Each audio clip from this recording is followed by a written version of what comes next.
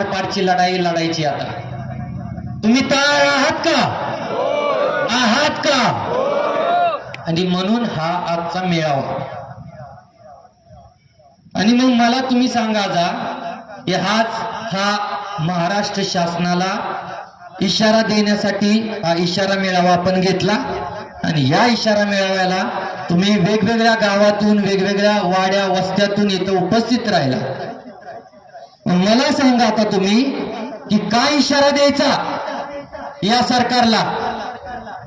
आहेत का कुणाकडे सजेशन? उठून उभं राहा, तुम्हाला बोलायला देतो, फक्त सजेशन द्यायचं. डॉक्टर साहेब तुम्हाला काय वाटतंय, काय इशारा द्यायचा? ज्याला वाटतंय की हा इशारा या महाराष्ट्र शासनाला या मसवड नगरीमधून द्यायचा आहे, तो त्या इशाराबद्दलची एक कल्पना किंवा एक आयडिया तुम्ही सांगू शकता, त्यांना हात वर करा की आपण हे करू म्हणजे गणेश सरकार आपल्याकडे आपली मागणी मान्य करेल. कोणाला वाटते काय इशारा द्यावा? हात वर करा. अरे इशारा तरी सांगा यार प्लीज. जय मल्हार इशारा नाहीये, जय मल्हार. ठीक आहे.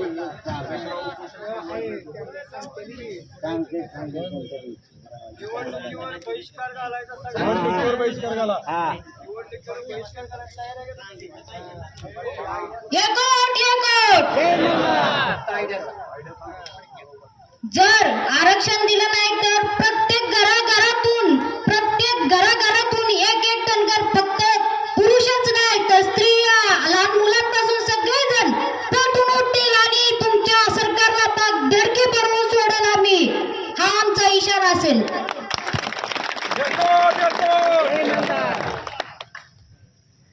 एका आईला कन्येनं चांगला इशारा दिला, ही एक आयडिया. अजून कोणाला वाटते काय आयडिया देऊ शकतो आपण?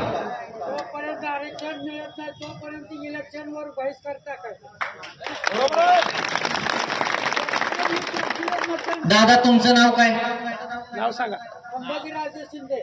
संभाजीराजे शिंदे यांना आपल्याला आयडिया दिली आहे की जोपर्यंत आरक्षण भेटत नाही तोपर्यंत आपण इलेक्शनवर बहिष्कार टाका. आता ठीक आहे, आपण जरी आपल्याला अनपढ म्हणत असतील तरी आपण शिकलेले आहोत.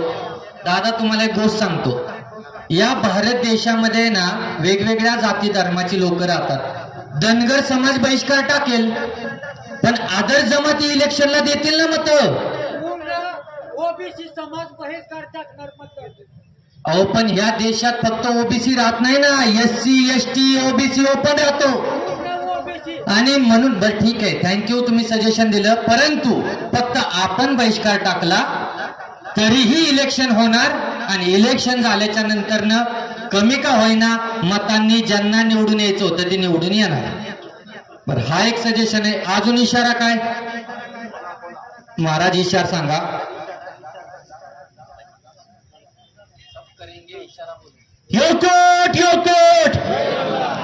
मायबाप हो, आरकिडे गणेश दादांनी इशारा सांगा असं म्हटलेलं आहे. महाराष्ट्र राज्याला व केंद्र सरकारला इशारा हाच आहे की धनगर समाजाचा 2 कोटींचा जीव त्रिमूर्ती या व्यासपीठावरती बसलेली आहे. ती मरायला सुद्धा तयार आहे. पहिल्यांदा आमच्या त्रिमूर्तीला वाचवा, आणि वाचवायचं असेल ना तर इशारा हाच आहे तुम्हाला की या त्रिमूर्तीची मागणी एकच आहे आमच्या, की धनगर समाजाच्या एसटीची आरक्षणाची अंमलबजावणीची पहिली स्टेप आहे राज्य सरकारनं केंद्र सरकारला दुरुस्तीची शिफारस पाठवणं. ती तात्काळ पाठवा. आणि जर ती पाठवली नाही तर या महाराष्ट्रातला प्रत्येक गावगाड्यातला मेंढपाळाचा वाड्या वस्तीला धनगराचा सुपुत्र जागा होईल आणि संत बाळूमामांचा विचारांचा वारसदार असणारा हा धनगर बापू फिरो वाटेगावकर झाल्याशिवाय राहणार नाही. हा फक्त इशारा आहे. धन्यवाद. धन्यवाद महाराज, आपण चांगली आयडिया दिली. अजून कुणाला वाटतंय का? मी का सांगतोय? बर हनुमंतराव, प्रथमतः आपलं गाव प्रत्येकाचं बंद झालं पाहिजे. कुठला आमदार आला नाही पाहिजे, कुठला खासदार गावात आला नाही. सगळ्यांनी गाव बंद करायची, कुठला जीव देऊ नका. पहिला जोपर्यंत हिथं पोर आहे तोपर्यंत कुठल्या गावात हे खेळायला नाही पाहिजे. योकोट. धन्यवाद. धन्यवाद हनुमंतराव. अजून कुणाला वाटतंय आयडिया? गणेशजी बोला. सरकारला जर मुंबई जाम ही जर धसकी वाटत असेल तर धनगरांनी धसकी दिली पाहिजे मुंबई जाम करण्याची, आणि करू शकतात धनगर. माझ्या माता भगिनींना एक विज्ञान आहे, आणि हा सुद्धा इशारा आहे. माझ्या मायक्का चिंचणी देवीला जर घरातनं प्रत्येक धनगर एक दोन जात असतील, मुंबईत या 100% जाम होणार. मुंबईत जायचंय पण कुणाच्या नेतृत्वाखाली? अरे इथं धनगरी जत्रा, कारभारी सत्रा. परंतु सजेशन चांगलं आहे, एक दिवस मुंबई ही पॅक करू. का? आपल्या ती धमक नाही? अरे 2 नंबरची लोकसंख्या ना आपली. आपणही नाड्या बंद करू शकतो ना मुंबईच्या, का नाही करू शकत? Yes, good. अजून कुणाला वाटतंय काय इशारा द्यावा? परत म्हणू नका गाण्यानं ठरवलं एकट्यानं आणि तसंच चालायला लागते. सांगा इशारा. अजून तुम्हाला काय इशारा? महाराष्ट्र राज्यातील प्रत्येक प्रशासकीय कार्यालयात माझ्या रक्ताच्या प्रत्येक मावळ्यानं मेंढ्या सोडाव्यात आणि या प्रशासनाला वेटीस धरावं, हे माझं मत आहे ठाम. माझ्या सहकार्यानं चांगलं सजेशन दिलंय की जर सरकार आपलं काम करत नाही तर सरकारचंच काम थांबवू. परंतु आम्हाला परत भीती आहे जया भाव 353. पण आपल्याला केसेस तर अंगावर घ्यायलाच लागतील. सोडू शकता का नाही महाराष्ट्रातल्या प्रत्येक सरकारी ऑफिसेस मध्ये बकरी? गुड. एक इशारा देतात ते खंबाटकी घाट माझ्या पाठीमागे बसलेल्या आया बहिणीने अडवला, तसा परत एक वेळ खंबाटकी घाट अडवायचाच.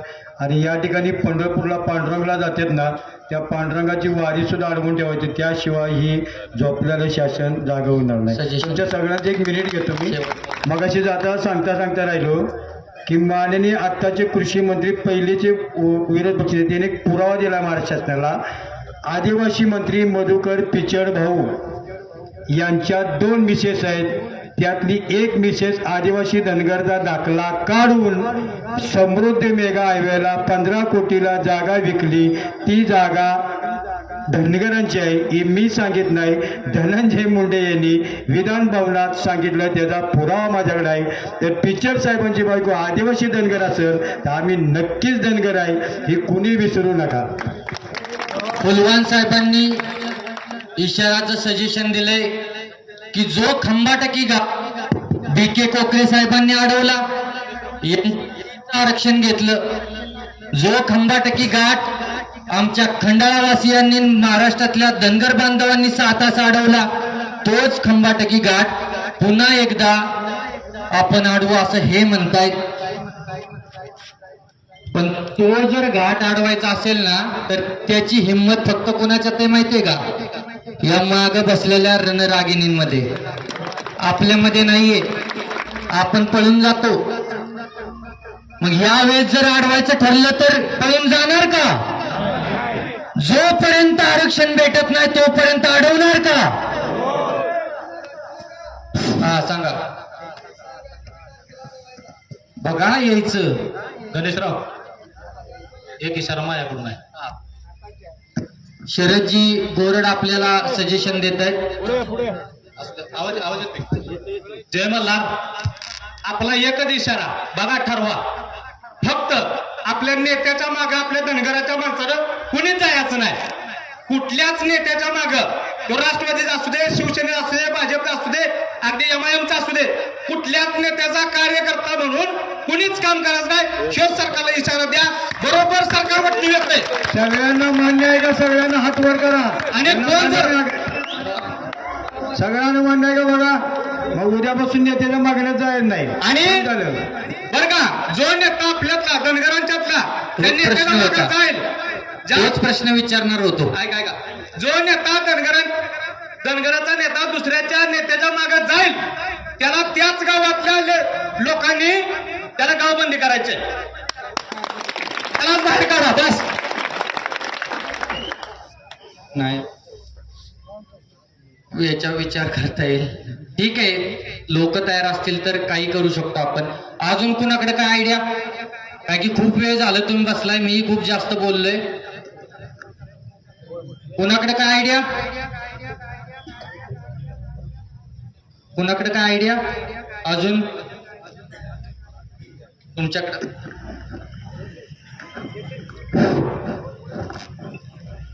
आज दिवसभर या ठिकाणी उपोषण करताना आपण सर्व धनगर समाजानं या ठिकाणी तालुके आमदार जयभाऊ आहेत, अनिल भाऊ, सर्वांनी पाठिंबा दिलेला आहे. अतिशय तुम्ही मोलाचं मार्गदर्शन या ठिकाणी केलेलं आहे. आता इथून पुढं आपणाला एकच नेता समाजासाठी पुढं करावं लागणार आहे.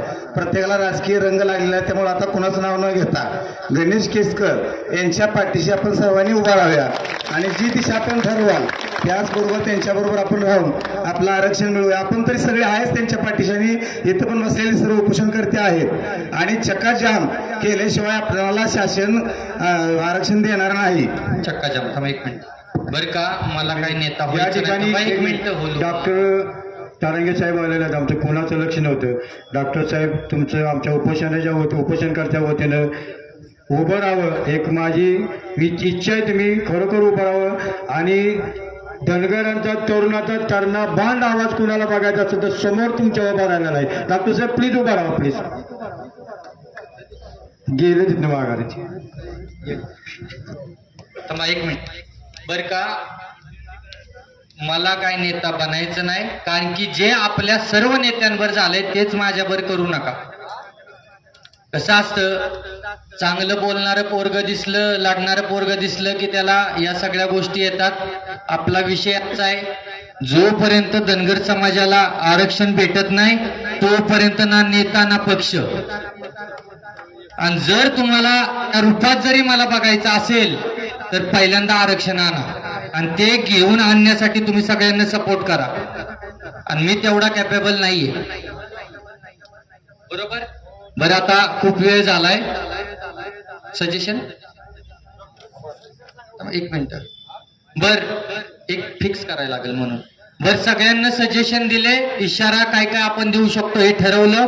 लवकरच तो इशारा प्रत्येक महाराष्ट्रातल्या धनगर बांधवांच्या मोबाईलला असेल किंवा आम्ही सांगू, परंतु ते काय इशारे आहेत हे मी परत एकदा सांगतो की मुंबई जाम करायची, गावबंदी करायची, मतदानावर बहिष्कार टाकायचा, महाराष्ट्रातील प्रत्येक सरकारी कार्यालयामध्ये मेंढ्या सोडायच्या. आपलाच नेता आपलाच झेंडा आणि तो काय आपलाच दांडा काहीतरी. पण खूप वेळ झालं हे चाललंय. लवकरच तुम्हाला आम्ही, पण सरकारला या सभेतून इशारा आहे. जयाभाऊ, तुम्ही इथं खूप वेळ झालं बसला, तुम्ही खूप मोठे हस्ते आहात, आमचं सगळं ऐकून घेतलं. माझं म्हणणं तुम्ही लोणंदमध्ये ऐकलं होतं आणि आज पण तुम्ही आमचं म्हणणं सरकारपर्यंत पोहोचवणार, जसं मागही पोहोचवलं यावेळेसही तुम्ही पोहोचवणार अशी आशा आपल्याकडून ठेवतो. कारण की आपण एवढा वेळ आम्हाला दिलाय आणि आमचं म्हणणंही तुम्ही सरकारपर्यंत पोहोचवणार अशी आशा ठेवतो. आणि लवकरच तुम्हाला आम्ही एक इशारा तुमच्या, कारण खूप सारे सजेशन आले, त्यातनं एकच आपल्याला करायचा आहे आणि तो आर पारचा करायचा आहे. आणि जर आर पारचा करायचा असेल तर तुम्हाला तेवढ्या ताकदीनं महाराष्ट्रातून एकत्र यावं लागेल. महाराष्ट्रातल्या प्रत्येक जिल्ह्यातून, गावातून, खेड्यातून सगळ्यांना त्याची अंमलबजावणी पहिल्यांदा याची करायला लागेल आणि मग तुमच्या एसटी आरक्षणाची अंमलबजावणी होईल. नाहीतर तुम्ही बुलढाण्यात एक बसतोय, जामखेडमध्ये बसतोय, कसवडमध्ये एक बसतोय, असं केल्यावर आपली ताकद डिसेंट्रलाइज होते. आपल्याला ती सेंट्रलाइज करायची आहे. आणि म्हणून जो इशारा आम्ही तुम्हाला सांगू त्या इशाऱ्यावर अंमल करा आणि तो दिलेला इशारा पूर्णपणे सक्सेसफुल करण्याच्या मार्गाने तयारीला लागा. जय हिंद, जय महाराष्ट्र, जय अहिल्या, जय मल्हार. येळकोट येळकोट, येळकोट येळकोट, येळकोट येळकोट. धन्यवाद. माझं ऐकून घेतल्याबद्दल असं मी जाहीर करतो. येळकोट येळकोट.